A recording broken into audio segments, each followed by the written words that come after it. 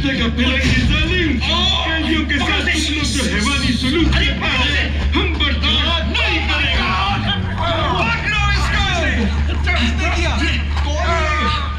शेर अली है सजा याफ्ता कैदी, सजा में रियायत पाकर नाई की दुकान चलाता है। जैसा कि होना था, शेर अली को फांसी हो गई।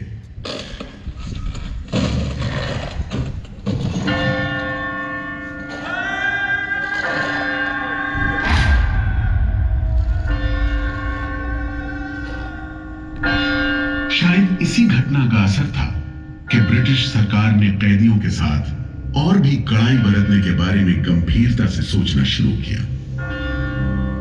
नतीजे के तौर पर सन 1896 में पोर्ट ब्लेयर की खौफनाक सेलुलर जेल का काम चीफ कमिश्नर केविन और इंजीनियर मैक्विन की निगरानी में शुरू हुआ। यूरेनस मैक्विन, आपकी जांच पूरी हो गई? यस सर, हमने पूरा टापू का मुआयना कर लिया है। तो आपके हिसाब से जेल कहां बनेगी? मेरा राय में जेल इसी जगह बने तो अच्छा रहेगा सर। इस पहाड़ी पर? यस सर, हम इस पहाड़ी को ईस्ट का तरफ ऊपर से काटकर समुद्र से 60 फीट की ऊंचाई पर मैदान बना देगा। इससे दो फायदा होगा, जेल के लिए जगह निकलेगा और पहाड़ी काटने से जो मिट्टी निकलेगा उससे हम नीचे का दलदल को भरकर ऑफिसर्स के लिए टेनिस एंड क्रिकेट खेलने का मैदान, इवन जिमखाना क्लब भी बना सकता सर। तय हुआ कि 5 लाख रुपए की लागत से पोर्ट ब्लेयर की इस पहाड़ी पर जेल बनेगा। फॉरेन कारीगरों के अलावा 600 कैदियों को काम पर लगा दिया गया।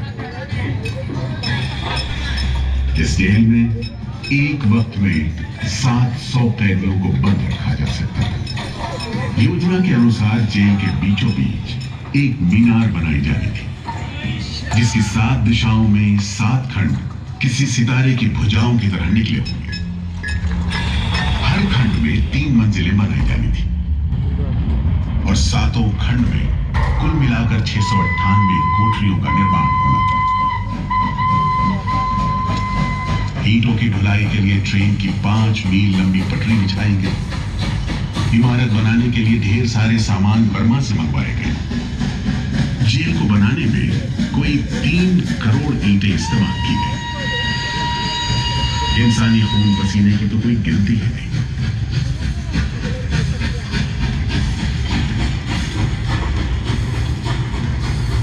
सुबह, दोपहर, शाम, रात कोड़े चलते रहे और काम होता रहा। दीवारें उठनी शुरू हो गई। आखिरकार 10 साल बाद सन 1906 में यह विशालकाय जेल तैयार हुई और यहीं से अंडमान के इतिहास का सबसे काला दौर शुरू हुआ।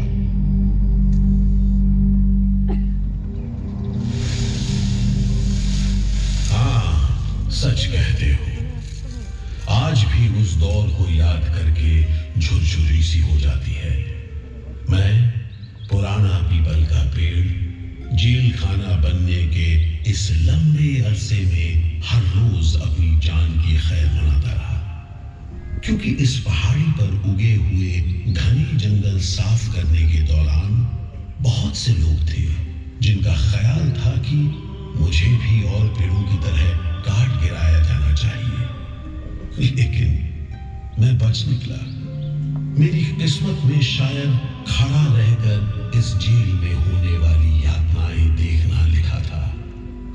हर एक कैदी जेल के फाटक के भीतर आकर मेरी डालियों के नीचे से ही निकला है।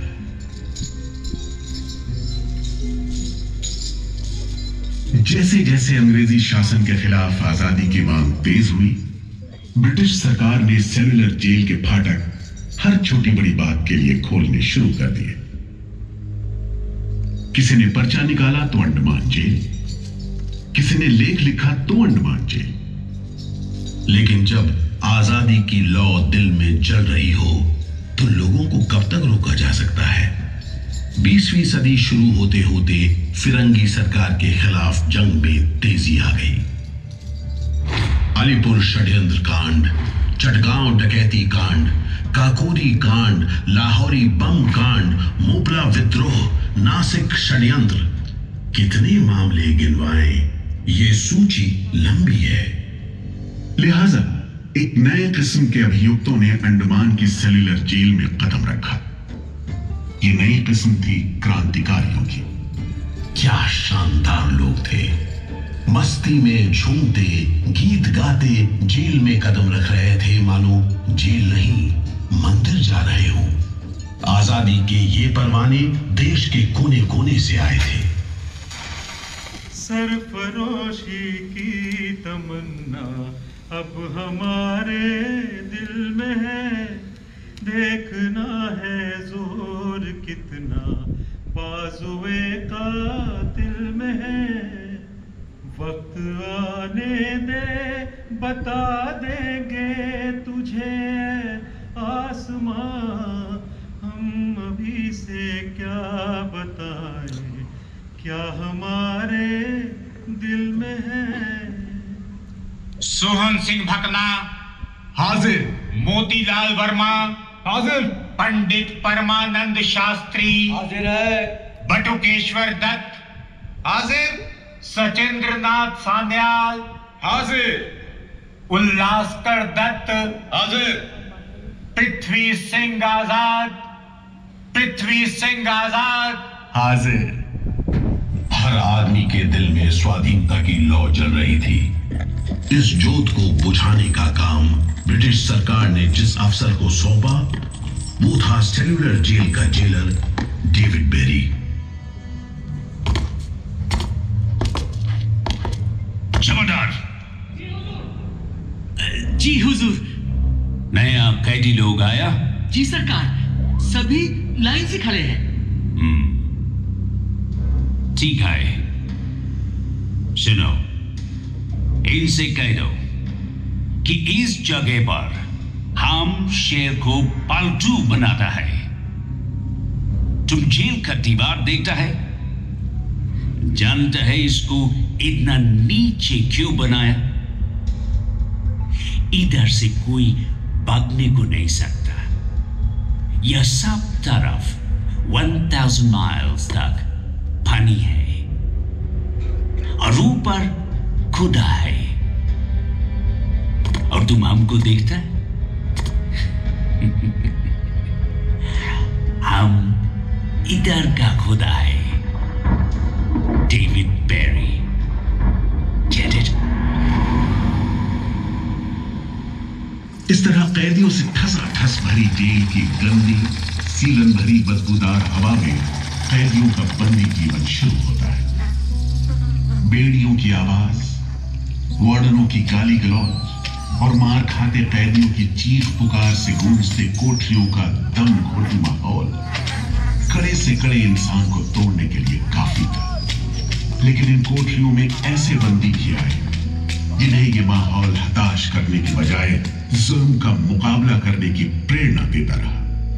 वीर विनायक दामोदर सावरकर, ये नाम ऐसे ही बंदियों में बड़े सम्मान के साथ लिया जाता है।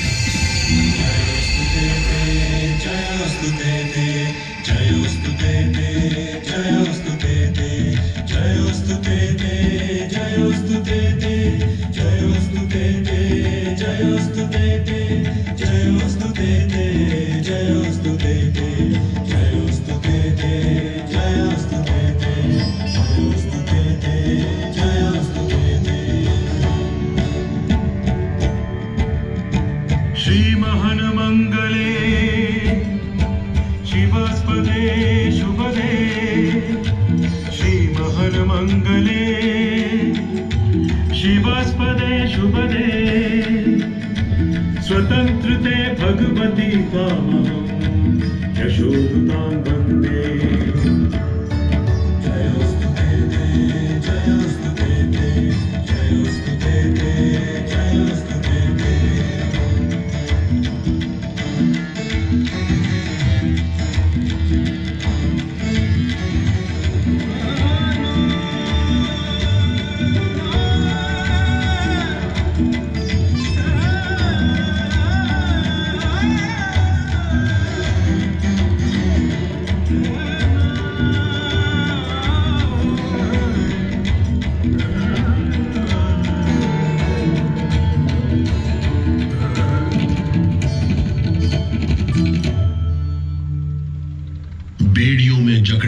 सावरकर जब सेल्यूलर जेल के अहाते में दाखिल हुए तो उनकी जंजीरों से जुड़े लोहे के पट्टे पर उनके जेल की मियाद खुदी हुई थी 50 बरस।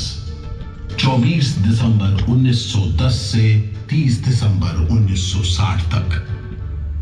विल सावरकर, तुमको 2 बार का उम्र कैद का सजा मिला है। 50 बरस बाद सरकार तुमको छोड़ देगा। मिस्टर बेरी, तुम्हें विश्वास है कि तुम और तुम्हारी सरकार 50 बरस यहां रह पाएगी? सावरकर को इस बात में रत्ती भर भी शक नहीं था कि आजादी की जो लपटें हिंदुस्तानियों के मन में धड़क रही हैं, उन्हें अंग्रेज अब बुझा नहीं सकेंगे और जल्द ही उन्हें जाना होगा।